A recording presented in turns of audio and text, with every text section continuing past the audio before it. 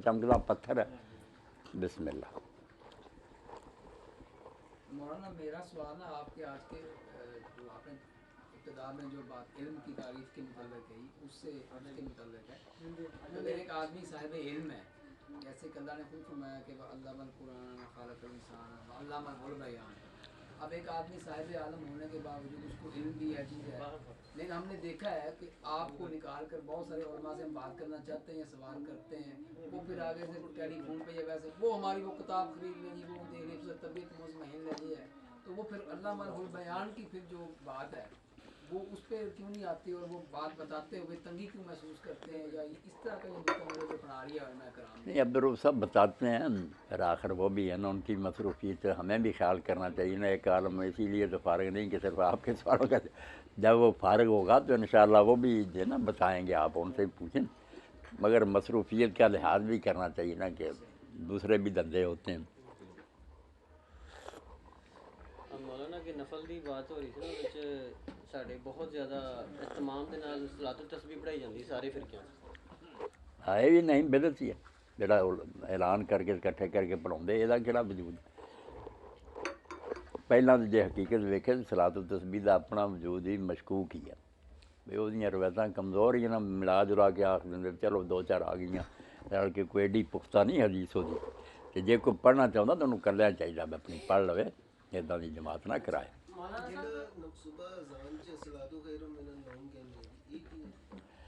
बस ये बारे हूँ यही है भी यहाँ तो उलमा कहते भी नबी अलैहिस्सलाम के जमाने च हैगा सी, उतों चला आउंदा। कुछ आते भी नहीं, हज़रत उमर रज़ी अल्लाह अन्हु सुते रह गए सी, मुअज़्ज़िन ने जगाउण लई अदब ने आख्या सलात खैर मिनन नौम, ते आपने आख्या जला फी ताज़ीन फजर, कि इनू फजर की अजान च रख दिओ, बहुत अच्छा कलम। ये दोवें तरीके हुण जिहड़े भी कहिंदे हो फिर भी खलीफा राशिद का अमल है, इस तो भी कोई गल नहीं जे उन्होंने भी चलाया। तो उंज इमाम शाफी का सब पता लगता भी वो आखिर उम्र जो मिस्र चले गए ना, पहला बगदाद होंगे सी, फिर मिस्र आखिरी उम्र गुजारी, उन्होंने फिर छड़ दिता सी।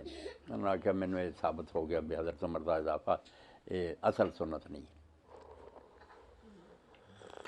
उन्होंने जी दलील दी जाती कि मेरी सुन्नत और मेरे खुलफाए राशिदीन की सुन्नत, खुलफाए राशिदीन की सुन्नत तो कह के फिर अगे मतलब तरावी नूं जस्टिफाई किया जाता, होर भी मामलात नूं जस्टिफाई किया जाता है।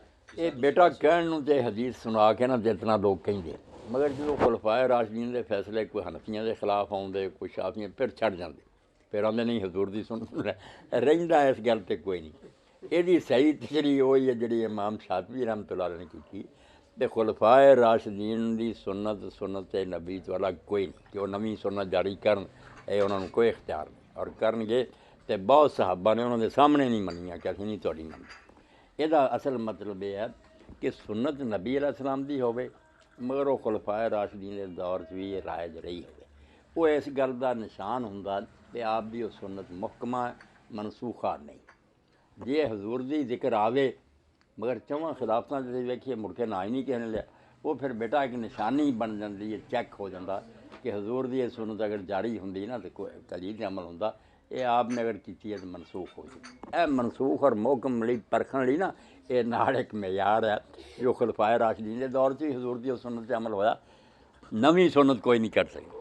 बहुत आला तशरीह की कोट करते ने की जाती है हदीस मुबारक जी, मैं यही गल कर रहा, और यह कोट करके फिर कई चीज़ों को जस्टिफाई किया जाता। जिस तरावी सब तो वड्डा उहदा सबूत, अगर तरावी की किसी ने गल करो वह हदीस शरीफ कोट करता, उस तो बाद फिर अगली गल शुरू करता कि यार अगर हज़रत उमर रज़ी अल्लाह के दौर च भी राइज हुई है, तुसीं कहंदे हो, तो वो यह कहते तुसीं कहंदे हो, तो फिर भी असीं की कहने आप लिखिया दलील उन्हें मजबूत आख्या हैगी अच्छी है बिल्कुल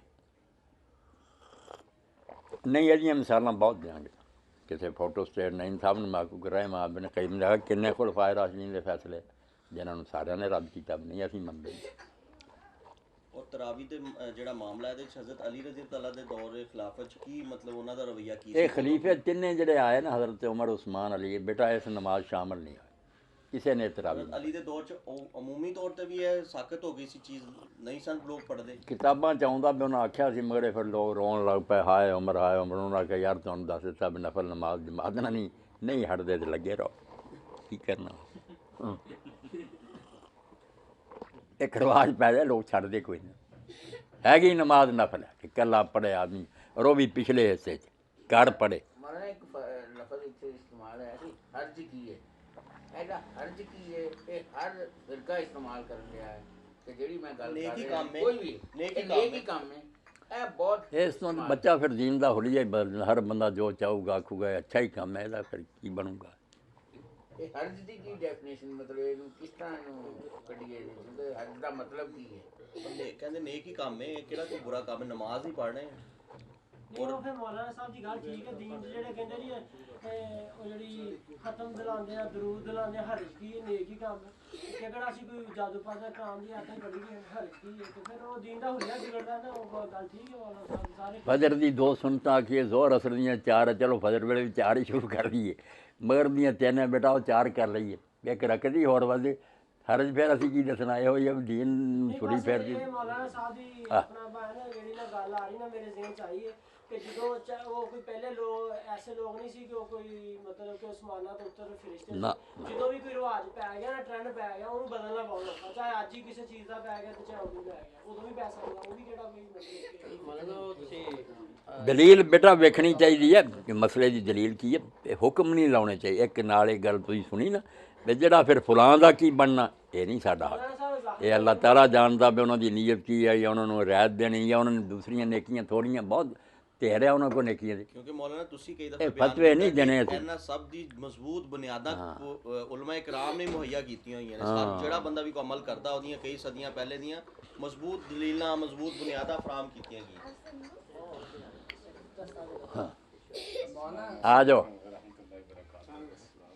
ਖੈਰੀਅਤ ਜੀ।